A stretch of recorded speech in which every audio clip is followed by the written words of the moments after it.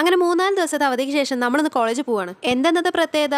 ഇന്നാണ് ബുധൻ. ബുധൻ എന്ന് പറഞ്ഞാൽ കളർ ഇടേണ്ട ദിവസം. എത്ര ദിവസം ലീവ് കിട്ടിയാലും ഓണമെന്ന് രാവിലെ നേരത്തെ നീച്ച് ഡ്രസ്സ് തപ്പി കണ്ടുപിടിച്ച് കുറെ വലിച്ചുവാരിയൊക്കെ ഇട്ടാലുള്ള ഒരു മനസ്സമാധാനം ഉണ്ടാവും. എന്നിട്ട് ഒരു ഡയലോഗ് അടിക്കണം, എനിക്കിടാൻ ഡ്രസ്സ് ഒന്നും ഇല്ലാന്ന്. അങ്ങനെ പറയുമ്പോൾ നമ്മുടെ അമ്മമാര് പൊന്നുപോലെ എടുത്തു വെച്ചിട്ടുള്ള പല ഡ്രസ്സുകളും പുറത്തിറക്കും. അതിനൊറ്റ അർത്ഥമുള്ളൂ, ഡ്രസ്സ് കേടുവന്നാലും വേണ്ടില്ല എന്തെങ്കിലും ഇട്ടൊന്ന് കോളേജിൽ പോകും.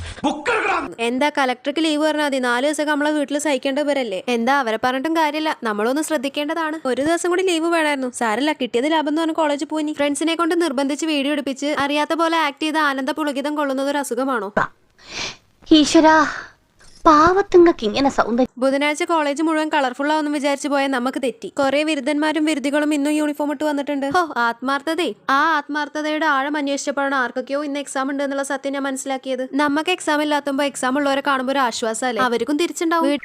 എന്റെ പെരുമാറ്റത്തില് എന്തെങ്കിലും പന്തികളുണ്ടോന്ന് ഒന്നും നോക്കി. വീട്ടിലേക്ക് തിരിച്ചു പോകാനുള്ള ബസ് കയറുന്നവരെ നമുക്കൊരു സമാധാനം ഉണ്ടാവില്ല. ബസ് കയറിയ പിന്നെ ഭയങ്കര ആശ്വാസം. കാരണം എന്താ, വീട്ടിൽ പോകാം, ചായ കുടിക്കാം, അങ്ങനെ എന്തൊക്കെ പരിപാടി. എന്താണെന്നറിയില്ല, എത്ര കഴിച്ചാലും വീട്ടിൽ എത്താൻ നേരത്തെ ഭയങ്കര വിശപ്പായിരിക്കും. അപ്പൊ ഞാൻ എന്തായാലും പോയി കഴിക്കട്ടെ കേട്ടോ. എന്നാ ശരി, ഓക്കെ, ബൈ.